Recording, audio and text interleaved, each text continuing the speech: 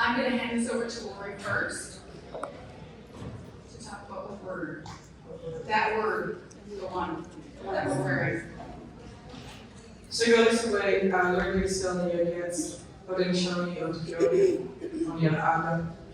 I'm going to share a little bit about me because it'll lead us to where we are with this word. So as I said, I'm a speech language pathologist. That was my first career. And I'm currently doing my Doctor of Social Science at Royal University. And my topic is language as medicine.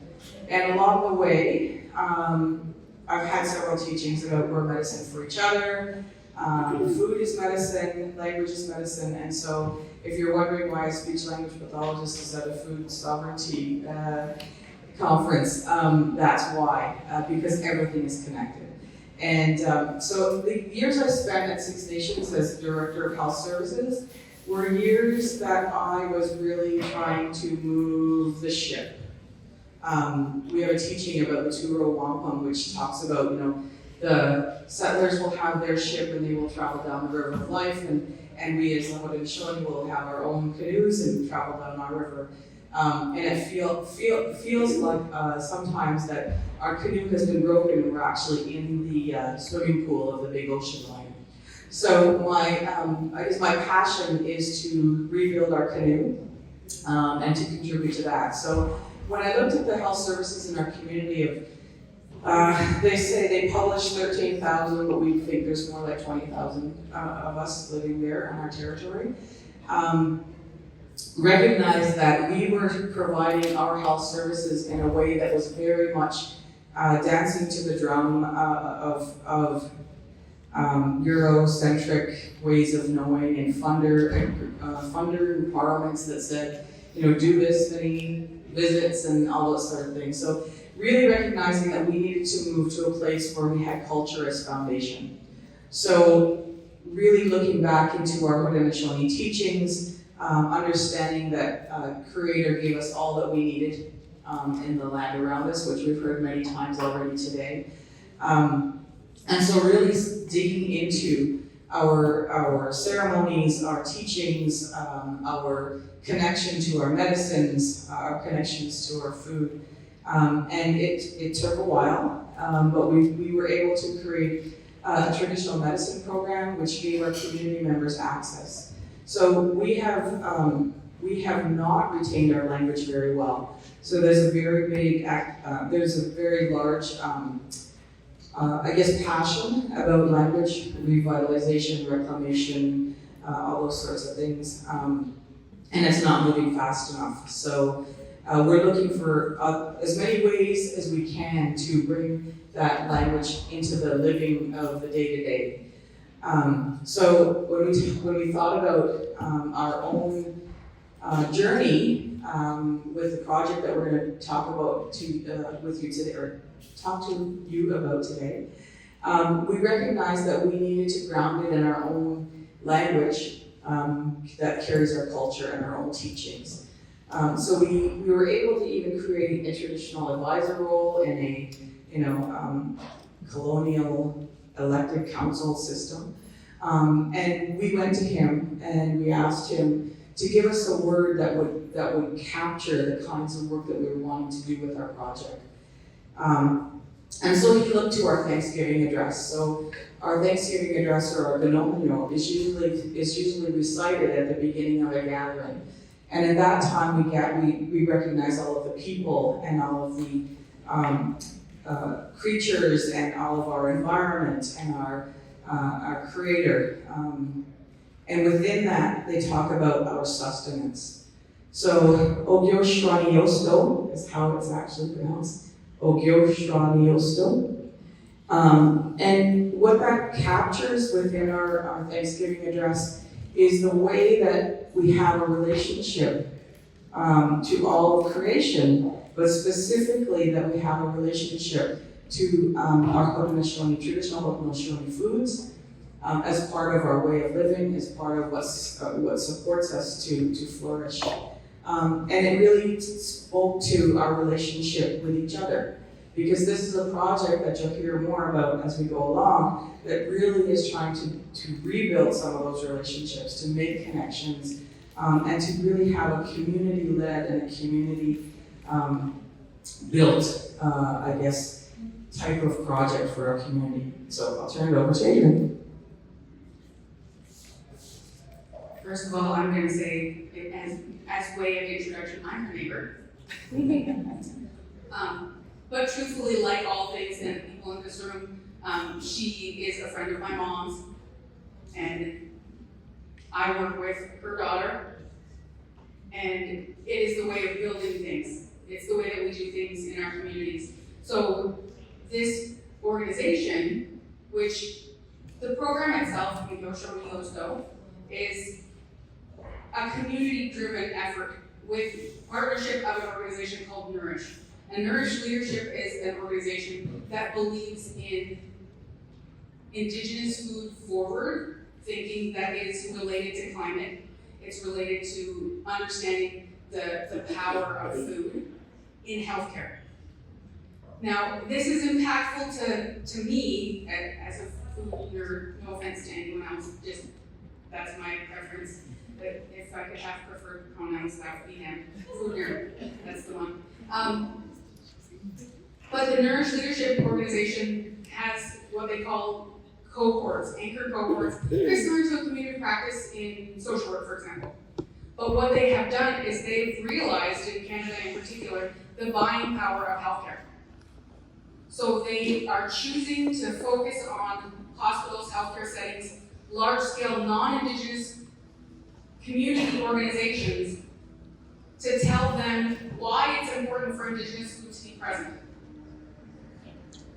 Now, having a non-Indigenous voice to tell someone else why our food's important is really awkward. Can we talk for a second? Who told you this? I mean, we don't disagree with you, but what made you realize that? And what they said was it wasn't so much that it was those things. They know that our health outcomes are better if we are able to have the foods that nourish our bodies, our minds, our spirits, our souls, our cultures, our communities, our language. What they didn't know was how to do it. And so they started partnering with organizations. They actually came to Six Nations, and we've been working with them in other capacities for several years. They created an education primer for healthcare workers to understand the relationship between Indigenous people, their food, the land, and creation. Which, in my mind, is a really big move. I mean, it's a really juicy move on the side of an organization that didn't have to do that. And I say have to, I think all settler colonial people should. They should be doing the thing. But this organization is doing that. And they're coming to the people who have the knowledge to say, now what can we do more?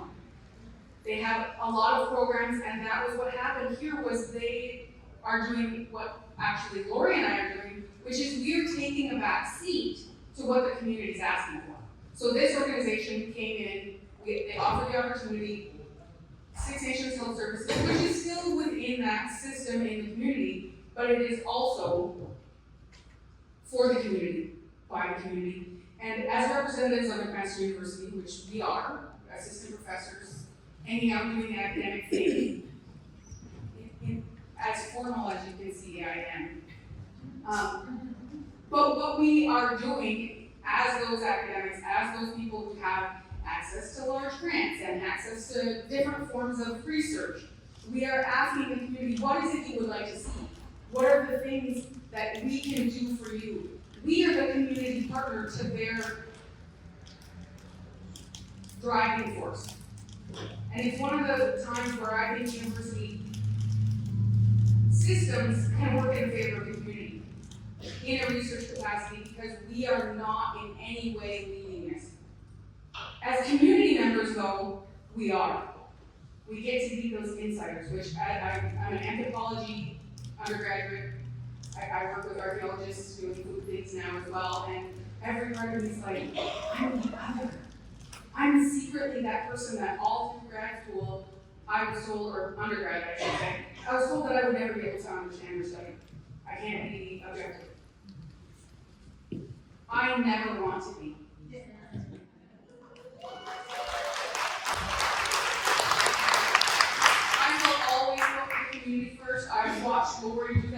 for as long as I've known her, doing the thing the community needs, sometimes doesn't want, but always pushing forward. And I'm gonna tell you guys a secret, don't tell her, okay?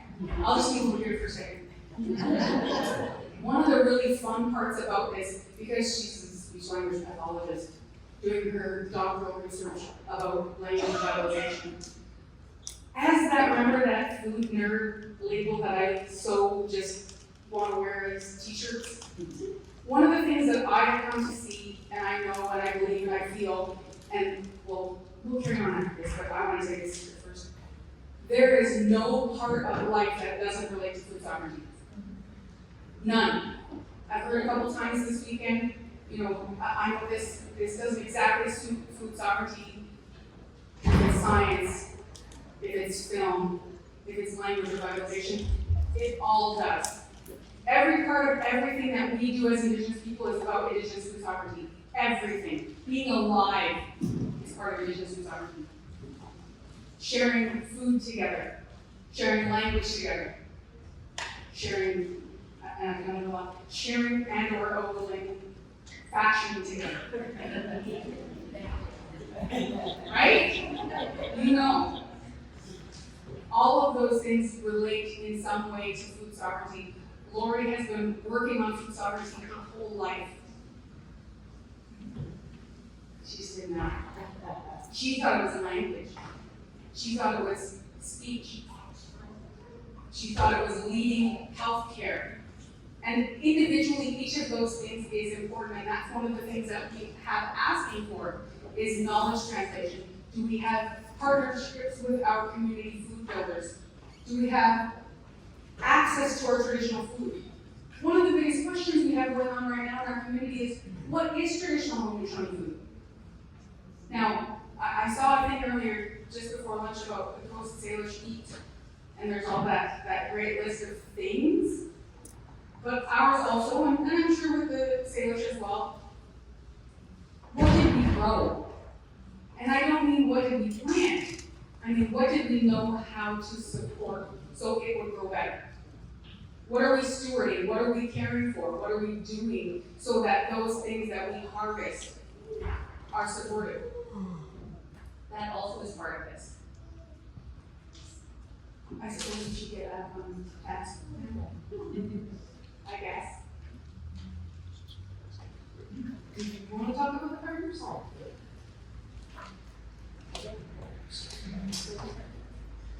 Yeah, so we recognized, well, there are two things. Partly it's when we applied to be one of the anchor cohorts, they said, you need to come up with some objectives, that kind of stuff. I said, okay. And you have to come up with a problem statement. Colonial people up there. So we thought, okay, and back to the solutions versus the problems, right? And so we thought, okay, we'll play your game and we'll come up with a problem statement. So in our community of Six Nations, and more specifically within Six Nations Health Services, there's a desire for knowledge of and access to our original Haudenosaunee food. So that is what we were hearing from our community, our service providers, our clients, and each other. We really have been disconnected, right, from all of those things. We've been displaced. Our original territories were below the Great Lakes. We're now relegated to a small plot of land in southern Ontario surrounded by lakes.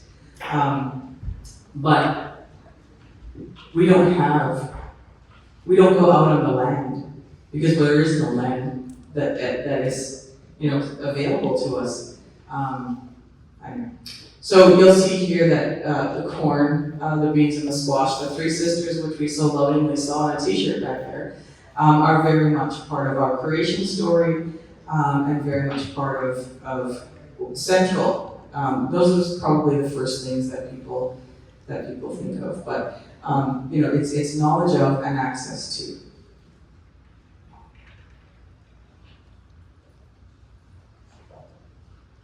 So as we started the project, we recognized that we wanted to create a team. So our health services are divided up into 4 portfolios. So we have a mental wellness portfolio, a child and youth portfolio, a community care portfolio, and a health,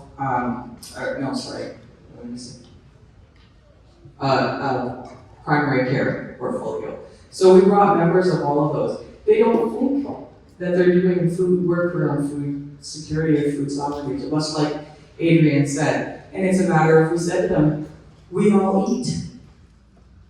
We all eat. And that was kind of eye-opening, I think, for them.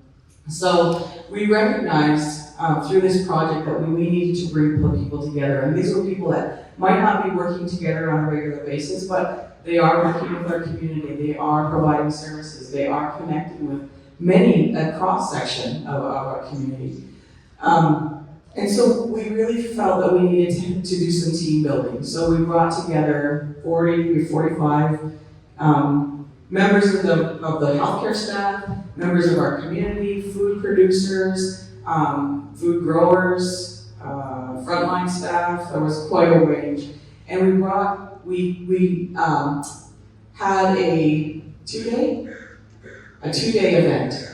And this is the graphic facilitation that came out of it, and captured all of our kind of discussions, what's important, how are we going to better our community foodways, I guess. I'll let Adrianne kind of talk about that. But the other thing that we did, which you'll notice our little matchy fashion,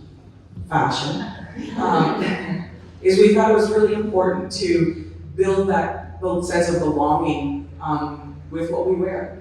So we had the sweatshirts made, and we had t-shirts made, and they have the images from the Nourish Food is Our Medicine program. And so we gave them to what we call the core team, who kind of is an advisory kind of activities, and then we have the extended team. So when we come together, there really is that sense of we're all doing this together. You didn't think you were going to get a fashion show, did you? You should have. I'm going to just interject for a second and say this is my 3rd time presenting at this conference, and every single time I'm completely in awe and inspired by the things that I see, the people that I meet, the stories that I hear, and the passion of the people who are organizing this. And I am eternally grateful because projects like this and the things that we do in our communities, we care about them. Everyone in this room cares about this. It's important to us, it's exciting, it's meaningful, but it just hits a little different when you're in a room full of people who feel exactly the same way. It really means something to be recognized with the people who are working just as hard to do the thing in their community as you are. And that's one of the things that we wanted to create with this. We wanted the core team to have this feeling of unity, and let's face it, there's no easier way than to have something that looks like a crispy belt cord down your sleeve. Right? And the only thing next is, of course, we're going to try and figure out someone's going to lead those things for us. I can just feel it. I'm really hopeful, optimistic. I can't decide. But one of the things that came out of this graphic facilitation was people being able to see themselves in this process. When you are a person who has a job, and actually we heard earlier, I couldn't just sit at a desk anymore, right? Like, we hear people who are like, I can't continue to just do the same thing again and again and hope that something changes eventually because people think that it should. When you tell people, hey, you have 18 events a year, and at every single one of them you provide food, did you know that that might be that person's only meal that day? Did you know that that might be the touch point for them to feel cared for? That whole week, that whole month, that might be the one time that happens for them. And all they think that they're doing is offering like a class about something completely different. Maybe it's seated chair yoga. But they have snacks, they have care. When our staff started to, and I say our, like I work there, I now am taking ownership of all of them. When our group started to see that in fact their larger organization that they had a responsibility to help lead was doing something so personal and impactful for people, their approach changed. And they started to see that, okay, so food access at every single event is now vital. They were already doing it. But they believed suddenly in it being extra important. And one of the things that meant then was, well, we should be trying to have different foods. This isn't a let's have a community event and get pizza. It's now, what caterer can we get to come in and do this, and they're gonna have Three Sisters salad and soup and foods that are our foods. Because if we're gonna show care, we wanna show care with our food. And what came of that was, of course, on our side of things, now we're back to the work part of it, right? Like, I mean, someone has to do those things, I guess. But I asked a question at the table I was at that big day of the person who was actually one of the managers of our care facility for our elders. I said, what does a foodway look like to you for your center, for your people, for the elders that you care for every day? And his answer was really fast. A food system is like, I need a producer, I need a distributor, I have a consumer, and then I have to worry about like waste and sustainability. Like, oh, that was really quick. Like, he just reeled them off like nothing. That was, he knew. I'm like, okay, if that's the truth, tell me now, what would you change today if you could? He said, at every single meal offering, I would have an Indigenous food option. That the government didn't mandate me to like get tested, that I didn't have to fight to do. I would have one of our foods at every meal as an option. Right now, if I'm lucky, I can do that once a month. So, well, that was even faster. Well, we've solved it all. Okay, well, let's just all follow Andy. Let's do this thing. He's already got the plan. But what came of it was working groups and discussions, and at that bottom on that food strategy. That food strategy for us and that working group is doing the hive-minded thing that everyone in this room is doing. You go to events, you go to activities, you really listen for what other people are doing that works. And you pick up little like morsels along the way and you choose things. And they're pulling things from each of those other conversations. I get to live in the distribute group where we talk about how to get the food to people. But we started by asking, okay, well, what are those foods? Interestingly enough, and it's at the table back there, and I say this, and I don't know her at all, but if you haven't, please pick up some of the like freeze-dried fish or smoked food that is back there that's available. It would be risky for us to cross the border with it, but I'm willing to like smuggle if I have to. Same thing with the seeds. I'm not allowed at that table. I will be arrested for sure. But one of the things that's come of this conversation is understanding, and we're moving through them, we're understanding where everyone is at in the community.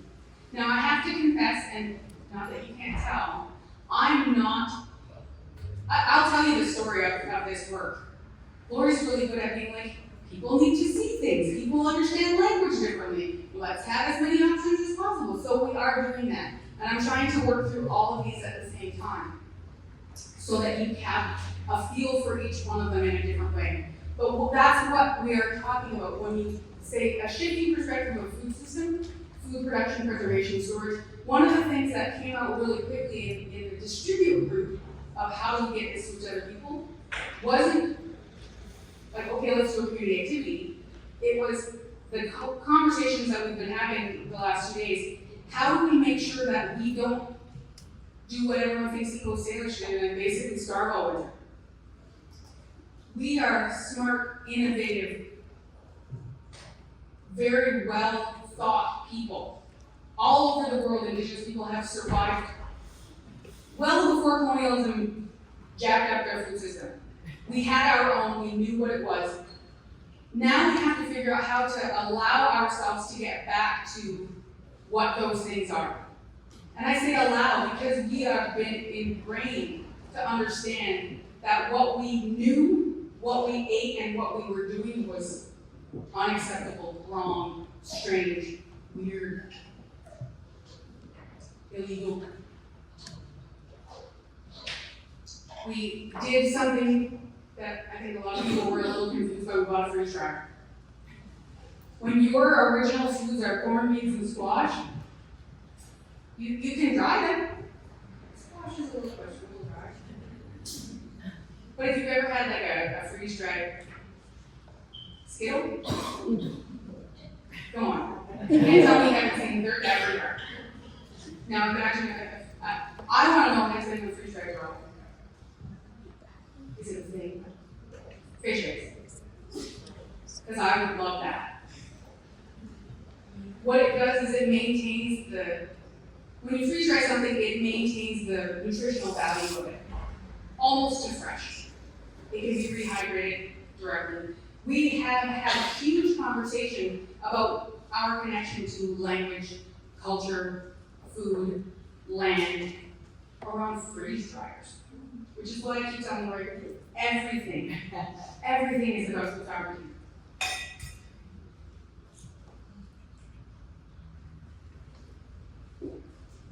These are not unique to us, right?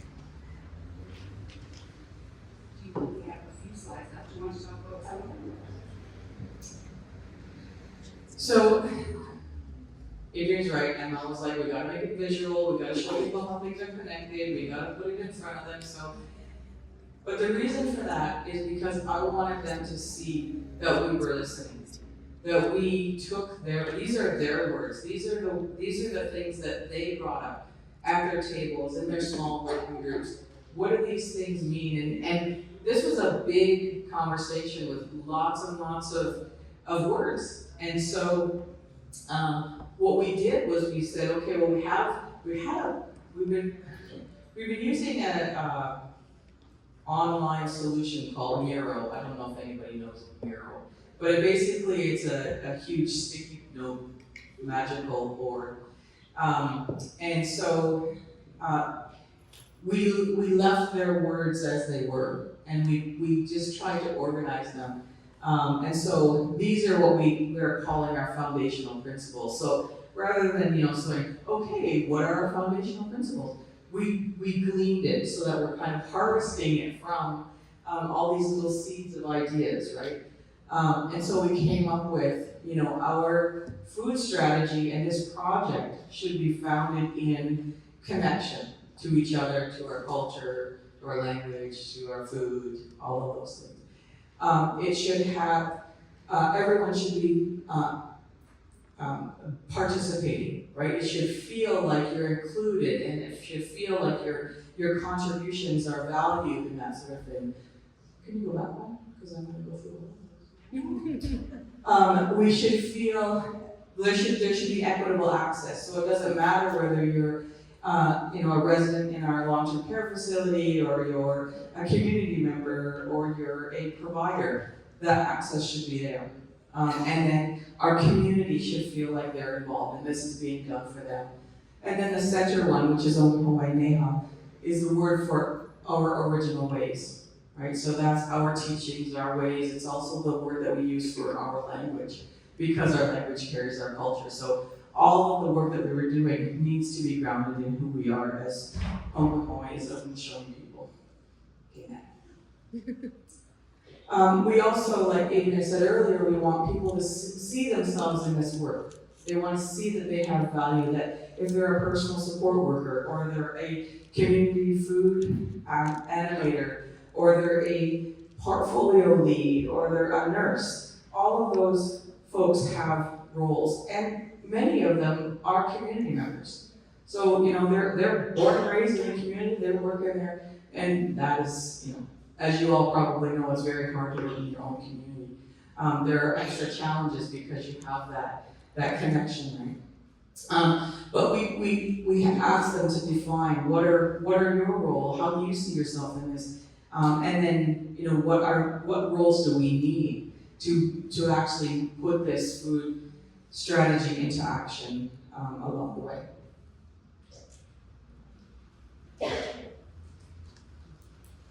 One of the things that's the most interesting is that in all of these roles, every person is a little bit of some of that. We all have a piece of that. Because I see health professionals and we work with health services, but the truth is the people that we're consulting the most are actually our traditional people. The knowledge holders of our health. The people who know about our food, about our history, our language. That's who those people also are the experts that we're looking to. And it makes people uncomfortable to be told that they're an expert. I talk to Lori all the time, I will not. Well, you're the expert in the field, right? Like, it just didn't have every expertise. Yes, she says she brings it like she's got it in a basket. Which I think is true. She probably does. But that was one of the things that we talked about as well, and I'm completely impressed. I want to give all of the kudos over here because we're actually doing well with our slides, and we haven't yet been chased off the stage. Now, we talked about some of those roles. There's an interesting piece of this, and I'm going to actually cut away from the plan for a second. The community food animator in our community used to be my mom. She grew the garden, she taught the classes. We ran a food security program that I talked about 2 years ago, the first time I came here. And the Our Sustenance program, which is also the word in English for the corn beans and squash and the thing that sustains us and comes from all of the things that we know to be true, that was my mom's job. When she was the director of health services, she hired her, she's like, you know the things, you do this stuff, you grow the food, you inspire people to do it. It's very exciting, right? Now, fast forward a couple of years, 4 or 5, and my mom doesn't do this job anymore, and they're going to be replacing that role. And you have 2, blooming academics by accident, total accident. And the person who replaces my mom is her daughter. And we both consider ourselves hardcore consumers of the food world. We're like, we will watch you garden. We will absolutely enjoy your food. I will carry all of the heavy things when my mom cans. Love to do it, happy to do it. But what people very rarely understand is we have been central, integral observers of the food system that is so meaningful to us for our whole lives. Sometimes we can't figure out how, did it skip a generation? Yeah. That's what we did. It might have just skipped a generation. Lori's daughter created this to ask the community what they thought our foods were. And they came up with things like, I do it myself, things that the creator gives us, and then things like chicken and dumplings, which I think is awesome. We had a discussion before we're all done, and Lori commented on this, and I'm going to talk about it even though it was her thing. Because I think it's important for all of us to remember in this room how hard we work every day for something that actually isn't just for us. But what we think we are going to work for, very rarely in the timeline that we want, happens.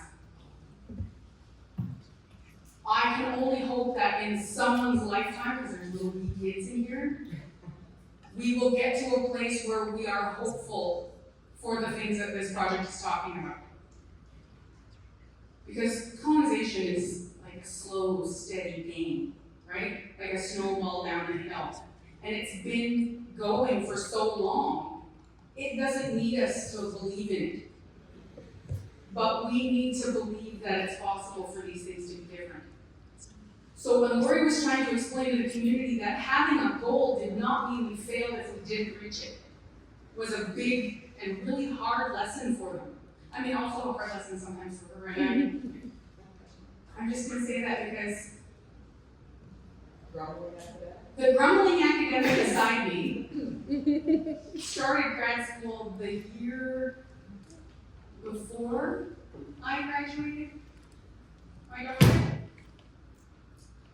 In the middle of the pandemic. In the middle of the pandemic, because she was not busy running the, command center for COVID response in our community. She had some spare time. So she became, a casual academic. But that's exactly what this lesson has been. Every one of us works really hard for everyone else. And it's worth it. So, well done on the presentation. I'm completely impressed. I want you guys to do one last thing for me, just this last one. I need each of you to turn to the person at the table beside you, preferably not the person that you came here with. I'm looking at you.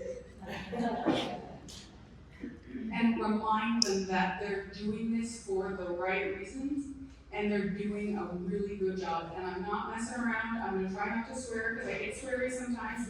Please, out loud. Don't just smile and giggle and no. Turn and tell them why it is that you believe that they are doing this in a good way for the right reasons. And it's hard, but you are out there in the world believing in them.